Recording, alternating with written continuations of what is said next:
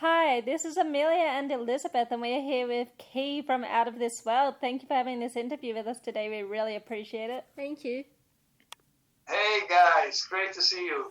Good to see you. How's everything been going for you? It's amazing. It's been doing really good. I mean, except the COVID situation, obviously, which is starting to get on my nerves. Especially here in the EU, everything was closed down. I mean, I have my studio at home, so I mean, I could write and be very creative and all that. But on the downside, I was totally isolated here outside Gothenburg. Every time I went down to the kitchen to get a cup of coffee, even the mailman was passing, I was doing the wave. You know, I didn't see people for weeks on end. Oh, so it's horrible. It was so nice when I started to open up, and I really had a taste of it. I did some gigs, one in a festival in Germany, one in Italy, and two in Norway. So I got to see a little bit of that. And all of a sudden, now it's closing down again. Oh, no! How were the gigs, and how was doing a festival in COVID? Was that weird? Well, first of all, the German festival was in former East Germany. I can't remember the name of the city right now, but it's a great festival. It's called Art Rock Festival. But apparently in East Germany, they didn't give a shit about COVID rules because it was packed with people and no masks, nothing. Really crazy. But that was like in the beginning of opening up. The two festivals in Norway were both outdoors. And I don't believe they had any restrictions for gatherings outdoors in Norway at the time. So those were fine. The same with the gig in the festival in Italy was also outdoors. So I guess to a certain point, you know, people could rock out as long as you were outdoors, you know. That's cool. Yeah, lucky you. Yeah. That's awesome. So you have your new self-titled album coming out in January, so what can fans expect? Well, if you're a fan of melodic hard rock and AOR, you're going to love it. And I think I'm proud to say we have 10 really strong songs on this one. I mean, it's a choice we tried to, you know, we made for this, because a problem that has occurred lately, the last couple of decades with digital and all that, is since you're concentrating on a couple of singles digitally, you know, on iTunes or Spotify and the likes, you don't care so much of the rest of the album. So it's like 2 good songs and the rest are fillers. And that's bullshit. I hate that, because I'm like a record listening guy. I remember the old days we put on a CD, you listen to the whole thing, and wow, that was great, let's do it again. You know, you could go back doing it again, but now everything is so fragmentized, and we wanted to have, for the listener, to have an experience of a whole album. Listen to the whole thing. It's not a bad song of the whole album. So that was what we're trying to accomplish here, you know. I'm really happy with the result as well. Ron Everson mixing, awesome. Yeah, we were going to ask you about that. So how was it working with him? Oh, it's awesome. I mean, obviously he produced the Europe record from 1988, so I worked with him. But we haven't worked for 32 years. Yeah, I read that. Quite some time. And it was actually amazing. It was actually a late choice.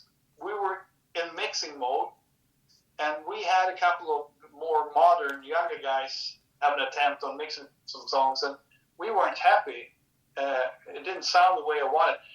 One thing I don't like with a lot of productions these days is everything is so compressed and limited. They use compressors and limiters on everything, you know, on recording, on the mixing compressors, and then in the mastering they use compressors and limiters. So in the end you get like a flatlining turd, you know, for music.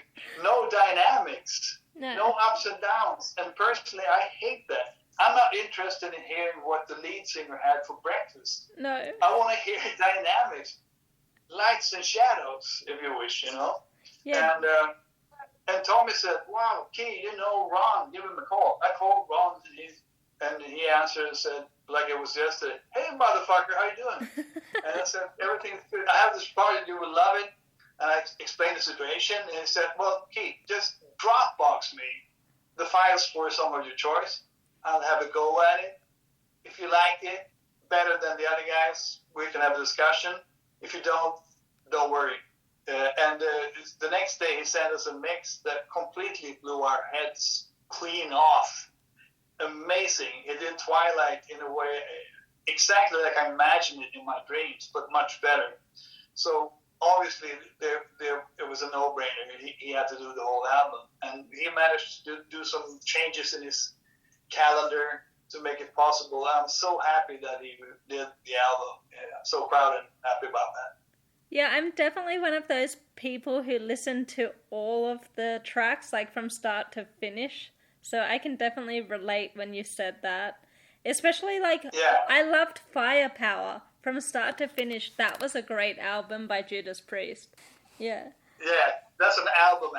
Yeah. That's what I'm talking about. And so you have 3 bonus tracks on this, and you have a live album of 7 tracks. So that's really cool. Can you tell us more about that? Yeah. It's actually a funny story about that, because those 7 live tracks is from the only concert we ever did in this constellation. The beginning is this lineup of the band. It was me and Tommy met doing an unrelated project called Key of Hearts. And we had a gig booked, a festival called the Heat Festival in Ludwigsburg in Germany. And we had already met up, the 4 of us, because Darby Todd, the drummer from The Darkness, and Devin Townsend, Gary Moore, I mean, he played with everybody. And Ken Sandin from the band Alien, whom I played with since 2003. We met up when I was doing a Key Marcello band gig. We were doing a Key Marcello band gig in Milano, and we got to hang, the 4 of us. So when we were supposed to do this live gig with Key of Hearts, met up all of us at the rehearsal studio in Gothenburg to rehearse the set. And as everything turns out with this band, it was so easy peasy. We ran through the set list 3 times, and we nailed it. And we looked at each other and said, what's the point of doing this anymore? We can't over-rehearse it. It's there, you know? So then I said, guys, I have a couple of demos. Do you want to hear them? And I had 3 songs with me to the studio. It was Twilight, Lighting Up My Dark, and In a Million Years. And before the end of day 2, we had the basics for all of those 3 songs, which we then later finished up and got to show people and present the new project. And I believe there's when the band was born. We didn't have the band name quite yet, but that's when, emotionally and musically the band was born. We discovered how easy it was to work together, how effortless it was. And we did then a couple of days later, we did this gig at the Heat Festival, and that's the live album. So imagine, it happened a lot during the course of these 3 days. Before the band did a live album, the lion part of a new studio album, the 3 first songs, which are always the most crucial ones. Yeah. If you have the beginning of an album, the 3, it's like cracking an egg. In the beginning you have a small hole. I got 3 songs. Now I just have to finish writing in this vein, which I did. That was amazing. From then, it's been so easy. Everybody going in the same direction. And also one thing that happened, I had a gig. I played a festival in Milano, like I told you. Yeah. And the reason that we got to hang, and musicians are suckers for talking about their musical visions and where you want to go with your music and your experiences and all that. And we got to hang for 2 or 3 days in Milano, which it doesn't hurt to be in. It's a great city. It's a nice city. And it is. So we got to hang there, and that was also a big part of us becoming a band, so to speak. That's awesome. That's so cool. And talking about live music, so what's your favorite memory watching someone else perform live? Can you tell us a story? I was 16, and I had 2 older friends. They were 18, so they had driver licenses. Yeah. And I'm from a small city in the north of Sweden called Umeå, and we took the ferry from Umeå to Vasa in Finland and drove for about 6-7 hours down to Turku. Turkey is the Finnish name. Åbo is the Swedish name of the city, where they had the Åbo Festival. And I, at the age of 16, got to see Thin Lizzy. That's cool. Live. A life-changing experience, you know. That was mind-blowing, amazing. It was a good festival and all. They had John Miles, who passed away the other day. That's very sad.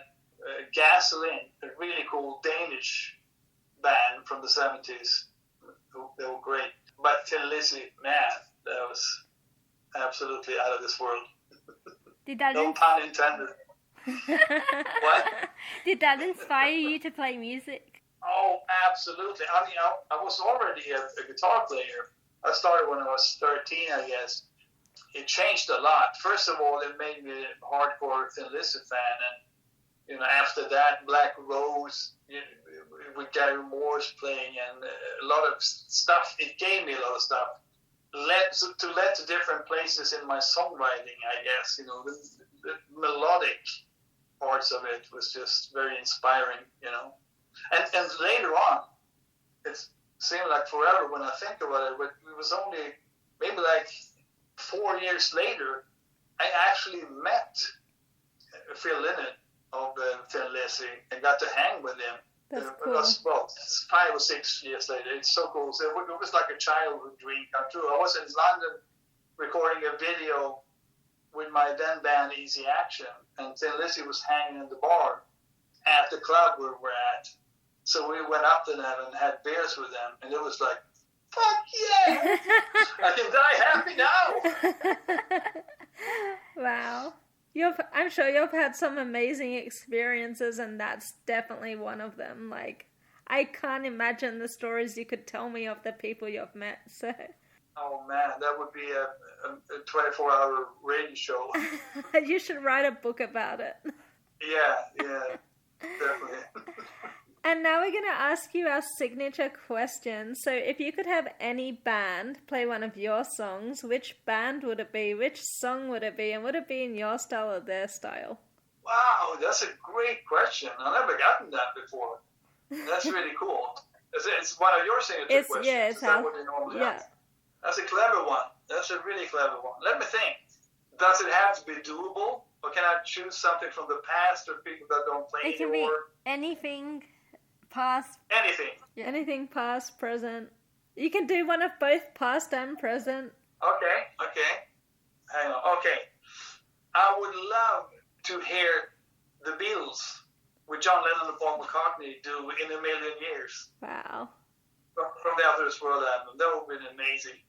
And also to do something that it's not particularly realistic since John Lennon is gone, but something that would work today. Something completely different. It would be nice to hear Poison do We Go Rocking. Just kidding. Have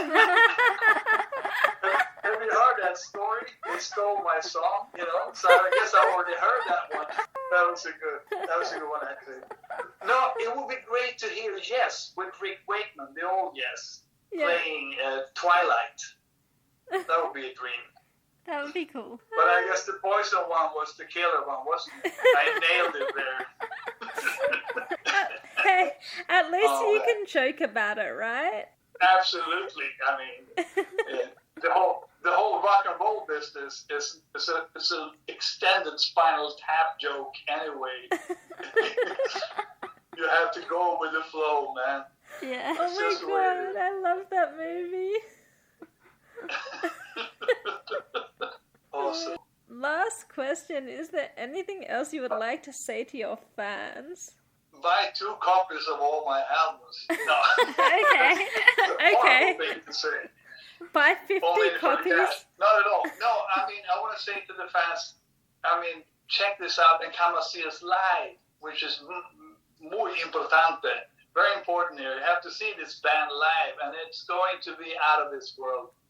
Because I've experienced it once when we did the gig, which is a live thing. And just listen to the live tracks, and you will get a sense of what's going to happen. We're going to kill it live.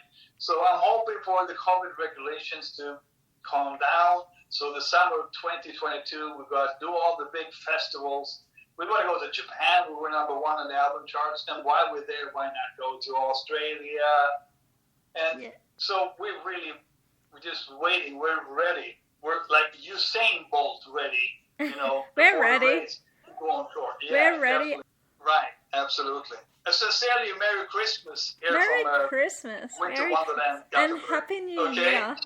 Take care now, guys. Bye. Okay. See ya. Bye.